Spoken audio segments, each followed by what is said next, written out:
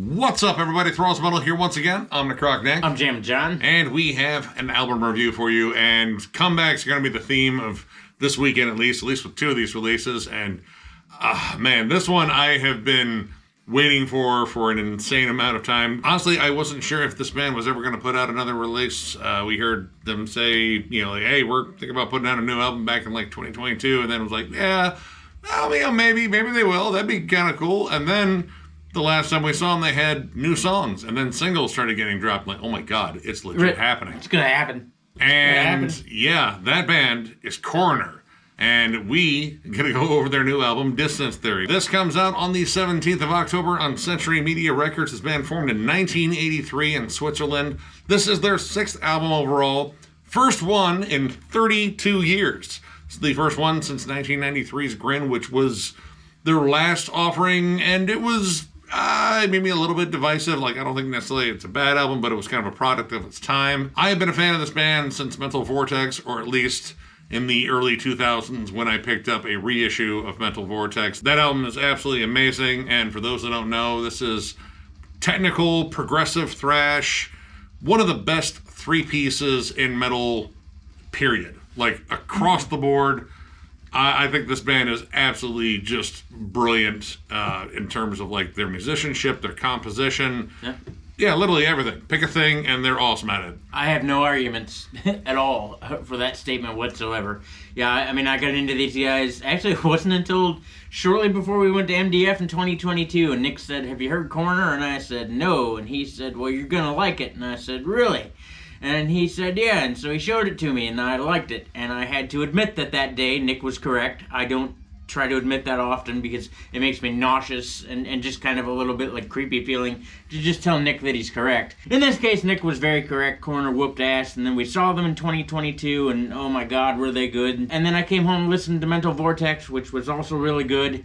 And then we saw them again this past year, and it was the best thing I'd ever seen. Got a brief addendum here once again. I've been dealing with some teeth shit, and they got resized or reset or whatever happened. When you level up in a video game and it's supposed to be a really good thing, and you're like, man, I got more life, more health, I got all this shit in my bag, this is great, there's food. Yeah, I didn't get any of that. I just got more uncomfortable teeth in my mouth. So if you hear me stumble over some words, I tried. Now, this isn't a full reunion, but it has 2 of the key members, namely Ron Royce on bass and vocals and Tommy T. Barron on guitars. Underrated guitarist, believe me, we're going to get into this. But after hearing the 2 singles that came out, Symmetry and Renewal, hearing the thrashy, biting riffs, the explosive drums, the more kind of robotic, raspy vocals, yeah, this is kind of a cool throwback to, I don't know, No More Color, and again, definitely Mental Vortex. But listening to this entire album, this is definitely a throwback to their earlier sound because, I mean, why wouldn't it be? But also, it's kind of braved some new ground. This band kind of ventured in and out of progressive territory throughout their career, especially towards the latter end of it. This one, they really embrace a lot of prog on here. And this isn't necessarily full on fast and thrashy throughout. This is kind of removed from their earlier work in that sense. But in terms of songwriting, atmosphere, riffs, this is kind of everything I wanted from Coroner. And a little bit more. This band being labeled as progressive thrash, thrash wasn't the giant takeaway element in a majority of this record. In fact, a lot of it is slow to mid-tempo, really catchy riffs, but also big, vast, open spaces. The scope of this record is huge. And again, for a 3-piece, that's a big feat to pull off when you get that little people making that much sound. A lot of my favorite parts in this moment had nothing to do with when they went faster. It's when they slowed down and progged it out. Songs like Consequence, Chrysium Board, The Absolute Beast that is Transparent Eye. That song, I love that song. I love that song so much. But yeah, in all these songs, there's a lot of moments where they break out of being really fast and really groovy and just straight into this vast soundscape of atmosphere and melody and beauty and groovy prog moments. The drum work, I don't know. I feel like I'm rambling. I mean, there's plenty to rant about on here. their new drummer, Diego Renticetti. I'm sorry if I screwed up your name and made it sound like a pasta dish. But he is absolutely fantastic on here. Lots of, stuttered grooves, really cool off-time play. As you said, like Transparent Eye in particular, that has this fun off-time, like riffy hitch to it. It's fun to follow because it's got its own like groove to it, but at the same time, like it's just like a little bit off, and it goes like in and out of these like really cool melodic parts. You get these like heavily strummed, shimmering riffs, and this really wild staccato riff pattern where you get these like elastic bends and slowdowns. Oh, it stomps on the offbeat, dude. It's so fucking killer. And then the tag on it descends. Like the first time it happened, I just kind of looked at Nick and was like, "Is that what I heard?" And like they did it again. I was like, "Oh man." Oh, I didn't expect a stank face moment in a Coroner album. Not like that, at least. It's kind of similar to, like, a trope that bands like Car Bomb do a lot, where they kind of just, like, stretch out these riffs a little bit. Though this one I wouldn't say as complex in terms of, like, the riff patterns and such. Mm-hmm. Like, this still has a solid groove to it. But as I said, like, a lot of this leans more into, like, progressive territory.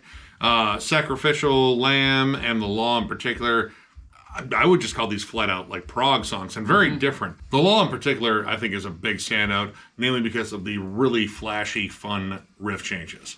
You get these big shimmering, like, I almost want to say like 80s Yes, 80s Rush. Kind of. Sort of like, like they're not like the heaviest riffs, but they carry a really cool tune to them. But then mix it in with like some like heavy syncopated, like Strapping Young Lad or like Fear Factory chugs in there too. You get this really cool contrast in that song, and honestly it has like some of the like biggest, brightest melodies on there, but it also has like one of the heaviest moments on the entire album where it just goes full bore and it just straight up thrash, like literally nothing else. Like all of a sudden it hits a gear and just kind of goes for, kind of like their old school sound, also like like a little bit of like early Creator in there too. And Sacrificial Lamb is a standout for a completely different reason too. It's more lumbering, it's slow, big droning open chords, and lots of lush distance. The guitar work in here,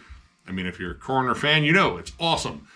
Tommy Barron is an absolute monster in terms of a guitarist, both in terms of riff construction, his layering on here, because there's a lot of cool like multi-track stuff on here, and of course his absolutely scorching lead work, which I'm just saying across the board, every lead on here is just incredible. But on this song in particular, he crafts a lot of this very cold, very open atmosphere. Like there are points in here where it reminded me a lot of like Devin Townsend, especially like Devin Townsend band Accelerated Evolution, like these big open lush, like kind of like spacey moments, but it's darker, it's more sinister and more brooding. Like you're not going to get that tuneful side of it that you would get with Debbie where it sounds warm and inviting. This sounds like cold, dead space. And then Ron Royce comes in with his like more robotic, raspy vocals. It sounds, again, kind of like harsh, unwelcoming, but at the same time, you're drawn in by these beautiful melodies that just kind of come out of nowhere. But it's such a lush, just massive song. Like, and it's like the third track on here. Well, all right, technically, like the second track, because this is as an intro track, and then naturally it's an intro. Skip it. It's just there for decoration. But the song's absolutely monstrous. The intro track does set up, in my opinion at least, it sets up how dark this record is. Like, it's not dark evil, but it's dark more of like a Deep Space Nine type of dark. And that track does really well to set that up. It's ghastly, it's creepy, there's droning, and so if you think that this is going to be like a bright, fun, sunshiny album, it's not. But at the same time, it is jam-packed full of beautiful, lush melodies. The melodic atmosphere on the end of Trinity is absolutely gorgeous. And again, fully encapsulates this broad scope that most of this record has. But that's a really cool thing about the atmosphere, too, is it's not, jam-packed with, like, bullcrap and electronic noises. It's just big, lush musical atmosphere, and that's really cool. If you see them live, they do tour with like someone that does like keyboards and samples and backup vocals, and nothing that guy, I forget his name, sorry, that he does live is ever intrusive. It's there to be like, you're very complimentary, just essentially to kind of like set up the atmosphere and such. But everything kind of does contribute to the atmosphere in here, like the fast staccato riffs at times. It has that kind of like machine-like pulse. The guitars do frequently move around the mix too. You have, of course, like some panning here and there, and again, like, you know, some of the more atmospheric, you know, distant melodies are kind of like towards the back occasionally. Some stuff kind of swells to the front. So the whole album kind of like takes advantage of all the space it has. Like, again, at no point does it sound like this is a three-piece band. They make good use of every open space on here to build something. And I tell you what, every song on here, they know how to open. Almost every song on here kind of comes in with like a good instrumental lead in. You get tribal builds, you know, they introduce the main riff on there. You're already headbanging and grooving before, you know, Ron even says a fucking word about, I mean, whatever they're talking about. It's probably something sci-fi and dark. And that is a frequent thing across this entire album. And I tell you what, nothing feels like it gets overdone or overused. Like, there's not a trope on here where I feel like they've kind of repeated it too much. There's enough of the staccato, like, more, like, polyrhythmic stuff in here to kind of, like, season it up, but they don't go to that well too often. Same thing with all the tribal grooves in here. There's plenty of them. But they mix them up and change around the patterns enough to the point where nothing got stale throughout this entire listen. Yeah, none of the songs run into each other. They all stand out from each other. They're all whoop ass. There's not a song on this album that doesn't crush. I'm going to be honest there. And as I said, this doesn't, you know, just kind of rely on nostalgia either. Like, of course, there's definitely a hefty amount of nostalgia because it's Coroner. We haven't heard a new Coroner album in over 30 years. But this still moves their sound forward. Again, the more, like, progressive songs on here are definitely things that they, you know, maybe flirted with in the past and kind of fully embraced on here. And the fact that this is more groove-oriented, you could make some comparisons to Grin there, but I feel like it's a different set of circumstances. Whereas, you know, Grin, I feel like they were kind of forced in that box. Yeah. It's 1993. Thrash was not the prettiest girl at the prom. Actually hadn't been in a while. Hell, even death metal wasn't the prettiest girl at the prom at that point either. Metal was kind of getting, well, a little bit shit on. Yeah, metal just wasn't pretty at all. You know, the groove metal thing, you could find some success if you know, kind of sounded a bit like Pantera.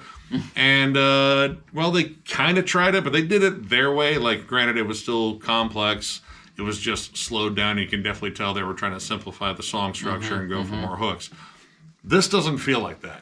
This feels like this is the natural progression. We came back. We're kind of picking up where we left off, but we're doing it with way more intricacy, way more, like, dynamics to the songwriting. Like, none of this feels forced. All of this feels really comfortable, in fact. Really natural and organic, dude. The transitions flow seamlessly. In fact, you don't even really know you're in the next part of the song until you're there. There's no, like, real setup for it. It just kind of naturally flows that way. And a prime example of those smooth flowing transitions are the last two tracks, Renewal and Prolonging. Renewal flows seamlessly into Prolonging. In fact, you don't really know. Renewal is what I would call pretty much the thrashy banger on the album. It doesn't really deviate from that. But yeah, you get to the end of the song and just immediately runs into Prolonging, which is an instrumental prolonging of Renewal. It just continues on the song. There's a whoop-ass keyboard solo in there. It's pretty much just a jam. It kind of sounds like, you know, earlier Opeth, you know, very John Lord-esque, but, you know, there's an interesting contrast there between, like, 70s prog, but also, like, tight, mechanical, you know, 90s style thrash / prog thrash. I don't know, I thought it was a really cool way to close the song. It does close into, like, waves of dissonance, too, which, you know, that's kind of how it opens, so it's a really cool bookend. This whole album is absolutely fucking awesome. And again, everything I wanted from a comeback. As far as any negatives on here, for me personally, I really don't have any. But I will say that can depend on your expectations. And I can imagine with their, you know, first two singles, Symmetry and Renewal, your expectations might have been like, hey, this is going to be fast, thrashy, just, you know, kind of like more of a throwback to their earlier stuff. And well, I mean, it has its moments where it is, but this is definitely them kind of like pushing into new territory while also maintaining their old sound. So if your expectations were the early stuff, the thrashier stuff, you might be a little bit let down. But if your expectations were, hey, Coroner's back, I really just want to hear what they're doing now, I think you're going to absolutely love it. Mm-hmm. To be honest with you, I don't have any complaints. I really don't. I can make up a complaint. There's not 11 songs instead of 10. Or there's not 12 songs. We waited 32 years, so there should have been at least, 70 songs, but there weren't. Why is this a double album? Right, why is this not a double album? Why is this a triple album? Why is this a box set? Right, I should still be listening to this. I should be listening to this tomorrow. Well, I'm gonna listen to it tomorrow. And probably the next day, and probably for quite some time. And the logic behind that is I'm going to give this record a strong 4.5 stars. It's a masterpiece, really. Granted, I haven't been into Coroner as long as everybody else, but I sure have jammed Mental Vortex quite a bit, and that record is fucking killer. And these guys just write great music. Especially after seeing them live. We saw them live earlier this year. We're pretty sure we saw The Law live. The Law is a particularly awesome track, but yeah, man, the songs are well written. Dude, the tones that they use for the guitars, dude, the clean tones are just the melodies, perfection. The atmosphere on here is huge. It's definitely groovy. It is jam-packed full of awesome riff after awesome riff after awesome riff after awesome riff. The songs are constructed well. Everything flows nicely. It is downright music to the ears, and so many treats in here. Again, I wasn't expecting to get all stank-faced in The Law, but it happened. I wasn't expecting to get stank-faced again in Trinity, but it happened. It's just awesome. It's just pure awesomeness, and I kind of knew it would be. And yeah, if you get into this thinking it's going to sound like the two singles, I don't want to say you're going to be disappointed, because there are elements of that going on, but there's so much more to this record. Great use of melody, great use of atmosphere. It's music to the ears, and that's why it's 4.5. This certainly sounds like more than a 3-piece band. This is like a 5-piece with mashed potatoes and gravy and biscuits and honey butter. This is like everything wrapped up at KFC into one, except this is way cooler than KFC. This is Coroner. So yeah, if you're into this band, you're probably still going to be into this band. Also, I would state that Devin Townsend is a definite great comparison. Either Strapping Young Lad or the Devin Townsend Project, like a whole bunch of things. Along with bands like Fear Factory and Textures, and definitely some like early kind of late 70s, 80s prog going on here. It's all that wrapped up into one. So I would highly recommend that you check this record out. I am also at a 4.5. Very strong 4.5. Again, kind of flirting with the 5 territory. But it's me, I'm not going to say 5. Yeah, this is absolutely fucking amazing. Every song on here, all right, maybe minus the intro, but it's like a minute. It serves its purpose. It takes up a minute's worth of space in terms of setting up the atmosphere. Whatever. It's like, the title card for a fucking sci-fi horror movie, and then it just gets right down to it. Music-wise, I loved every single second of this. The production here is excellent. This was mixed and mastered by Jens Bogren. Why wouldn't it sound absolutely amazing? Guitar work, my God. Mm-hmm. Tommy is an underrated guitarist. Riff work, lead work, composition. Comebacks can be really tricky, and I think this band kind of did like the perfect balance kind of comeback. There's enough on here that instantly sounds like Coroner, like the Coroner you've been listening to for years, but there's also enough on here where it sounds like they are really pushing forward and trying something different. This doesn't feel like rehash of like, an earlier album. This isn't No More Color 2 or Mental Vortex 2. This is its own album, and it's flat out awesome. Covers pretty much all the bases, and even cover some new ones. Like, I like the fact that they've really embraced a lot of just flat out progressive metal on here, but they still maintain their thrashy, biting, snarling edge. If you're a big fan, again, of Strapping Young Lad, Fear Factory, Cryptosis, newer band, if you're a big fan of them, and, Voivod to a degree, too. Check this album out. This is an amazing return, and I'm looking forward to catching them live again, and yeah, man, again, another year of awesome comebacks. Mm-hmm. Yeah, I could definitely stand more comebacks of this caliber. So, if you enjoyed this review, give it a thumbs up, and if you are new to the channel, subscribe, because we do stuff like this all the time. We also have memberships. They are only 99 cents, and our little perk is doing a members-only live stream, which we will do at some point this month. I don't know, maybe around the Halloween time. I don't know. Maybe spooky. Yeah, spooky members only live stream. That sounds kind of cool. I don't know if I would attend. Oh wait, I have to. Either way, Membership is the main way to support the channel, and if you would like to do that, there's a join button down there, which you can hit, and if you hit it hard enough, Coroner will make another album. Guaranteed. Well, all right, maybe not guaranteed, but they might. They might. And you don't want to be responsible for them not making another killer album like this, so you should just hit it. Yeah. You should just hit it. Yeah, what if that really is the case? What if all the bands that you want to make a comeback are all waiting for you to hit our join button? Yeah, what if it's all your fault? Yeah.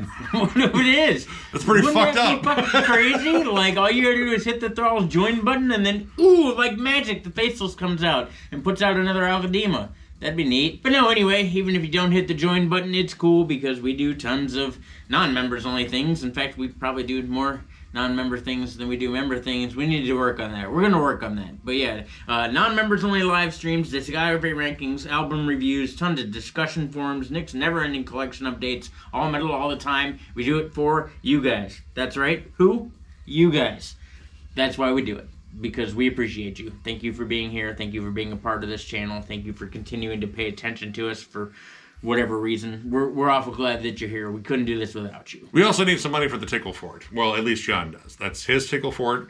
It's not affiliated with the Thralls in any way. It's just affiliated with Jammin John, the person sitting right over there, and his weird tickle fetish that he likes to do out in the park in his fort. I didn't sign off on this. I have no idea about this Tickle Fort. I don't know what's happening. Yeah, no, I think he's just saying that because he probably should say that. Regardless, thank you guys so much for every bit of support you guys have given us. Tons of content on the way. So one more big thank you because you guys are awesome, and we will catch you later.